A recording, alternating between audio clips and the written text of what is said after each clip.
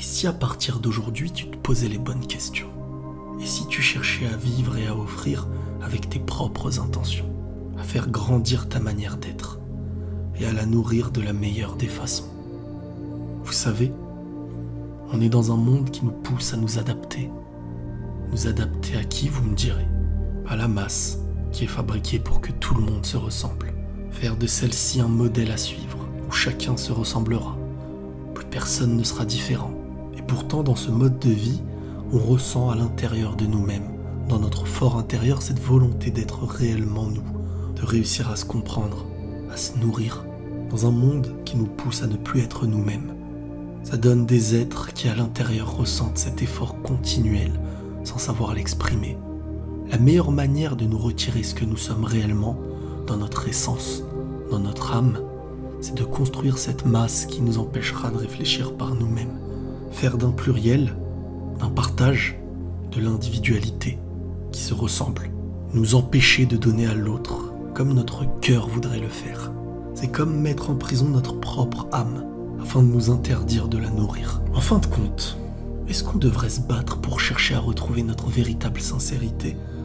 Et si ce qu'on aimait n'était pas simplement qu'un conditionnement? Et si on n'était pas dans l'adaptation sans même le savoir? Est-ce que tu te sens réellement en accord avec ta vie? Est-ce que tu es heureux? Il serait naïf de penser que nous sommes réellement nous-mêmes, dans un monde où on en arrive à penser qu'il faut tous se ressembler pour exister, pour être reconnus, que chacun de nos pas devrait être dirigé par ce que certains appellent la norme ou la mode. Et en parlant de la mode, elle devrait nous rendre plus beaux. Et donc par conséquence, si on ne la suit pas, on perd en beauté. Ah bon?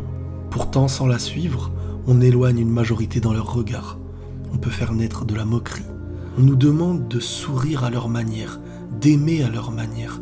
Au final, qu'est-ce qu'il nous reste à nous-mêmes? Qu'est-ce qu'il nous reste de nous-mêmes? Pourtant, au fond, on est tous différents. Mais bizarrement, tout le monde se ressemble. On interdit d'offrir à notre différence la chance d'enrichir le monde. On nous bride pour nous reconditionner comme des robots. Et tout ça de plus en plus tôt. Nos actions se voient dictées. Et pour être aimées, il faut qu'elles soient acceptées. Pour les accepter, il leur faut un modèle. Nos bonnes intentions sont souvent rejetées car non identifiables, non compréhensibles pour certains. Comme je vous le dis, on est comme des robots. À un moment donné, faudrait arrêter. Faudrait prendre le risque de redevenir nous-mêmes, quitte à perdre certaines choses en chemin. Retrouver un accord avec l'être humain du départ, et non pas avec le conditionnement final. Et si je faisais les choses à ma manière? Si je faisais confiance à ma sincérité? Si je donnais sans faire comme ils veulent me le dicter? J'essaye d'évoluer. En étant moi-même, ma sincérité n'est pas moins bonne que le conditionnement de la masse. Pourtant, je sais que face à la majorité, je serai perçu comme quelqu'un de différent. Mais avec de la patience, de l'endurance, dans cette aventure, je réussirai peut-être à percevoir celui ou celle qui réussira à lire en moi, même si je devrais faire face à celui qui s'en moquera. Mais c'est pas grave. Tout le monde me dit qu'il cherche de la sincérité, des gens honnêtes et droits, qu'ils ne comprennent pas les mauvaises personnes.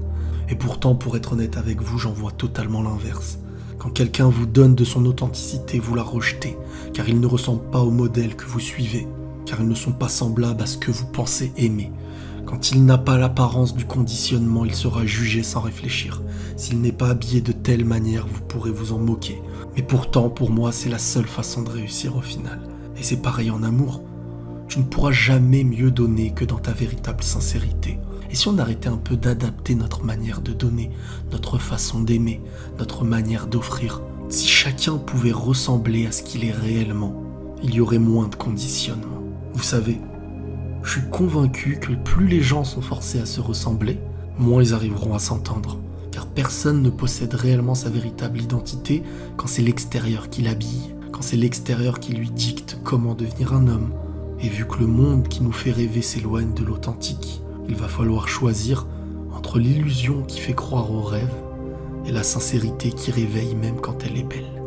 C'est vraiment difficile d'être à son image aujourd'hui, d'être simplement soi-même, parce qu'au fond, ce n'est pas ce que le monde d'aujourd'hui demande. Très peu de personnes arriveront à voir ce qu'il y a à l'intérieur de toi, au point même où toi aussi tu pourrais croire qu'il n'y a rien.